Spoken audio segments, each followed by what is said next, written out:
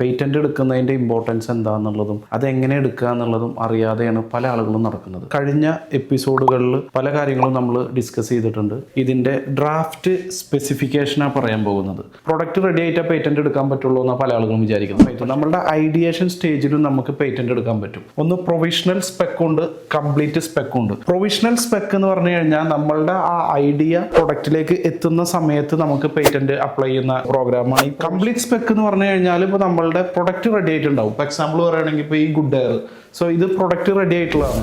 അപ്പോൾ അതാണ് നമ്മൾ കംപ്ലീറ്റ് സ്പെക്കിലാണ് നമ്മൾ മുന്നോട്ട് പോയത്. ഇത് ഏർലി പ്രൊട്ടക്ഷൻ. ഇപ്പം എനിക്കൊരു ഐഡിയ ഉണ്ട്, അപ്പോൾ ആ ഐഡിയ നമ്മൾ വേറെ ആരും ചെയ്യരുത്, അങ്ങനെയൊക്കെ വരുന്ന ഒരു കേസ് ആണെന്നുണ്ടെങ്കിൽ നമുക്ക് പ്രൊവിഷണൽ സ്പെക്ക് കൊടുക്കാം. ക്ലെയിംസ് എന്ന് പറഞ്ഞു കഴിഞ്ഞാൽ പൊതുവേ ഇതിൽ ഉണ്ടാവില്ല. ഇത് ഓൾറെഡി ഐഡിയേഷൻ സ്റ്റേജ് ആണ്. ക്ലെയിംസ് ഇല്ല എന്ന് പറഞ്ഞാൽ ഈ ഐഡിയ വേറെ ആരെങ്കിലും ചെയ്യുന്നുണ്ടെങ്കിൽ നമുക്ക് ഇത് ട്വിസ്റ്റ് ചെയ്തിട്ട് വേറൊരു പ്രൊഡക്റ്റിലേക്കോ അല്ലെങ്കിൽ വേറൊരു ഐഡിയ നമുക്ക് ചെയ്യേണ്ടി വരും.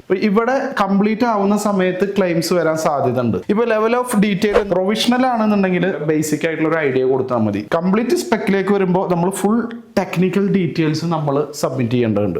ഇപ്പോൾ ഡ്രോയിങ് ആണെന്നുണ്ടെങ്കിൽ പ്രൊവിഷണൽ ആണെങ്കിൽ ഓപ്ഷണൽ ആണ്, പക്ഷേ ഇവിടെ പ്രൊഡക്റ്റിന് ഡ്രോയിങ്സ് റിക്വയർഡ് ആണെന്നുണ്ടെങ്കിൽ എന്തായാലും ആവശ്യം വരും. ഇത് നമുക്ക് ഏതുവരെ ഉപയോഗിക്കാം എന്നുള്ളതാണ്. ഇപ്പോൾ പ്രൊവിഷണൽ സ്പെക്ക് ആണെന്നുണ്ടെങ്കിൽ നമുക്ക് ആ ഡെവലപ്മെന്റ് വരെ നമുക്ക് ഈ പേറ്റന്റ് ഉപയോഗിക്കാൻ പറ്റുള്ളൂ. കംപ്ലീറ്റ് സ്പെക്കിൽ വരുന്ന സമയത്ത് ഫൈനൽ ആയിട്ടുള്ളത് നമ്മൾ കൊടുക്കണം. ഇതിലിപ്പോൾ അർജൻസി എന്ന് പറയുന്നത് ഇത് പെട്ടെന്നായിരിക്കും, ക്വിക്ക് ഫയലിംഗ് നമുക്ക് ചെയ്യാൻ പറ്റും.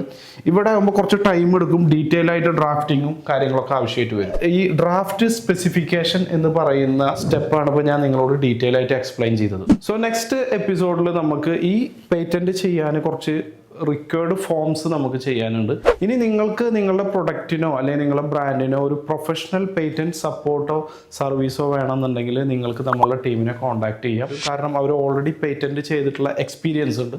Have a good day.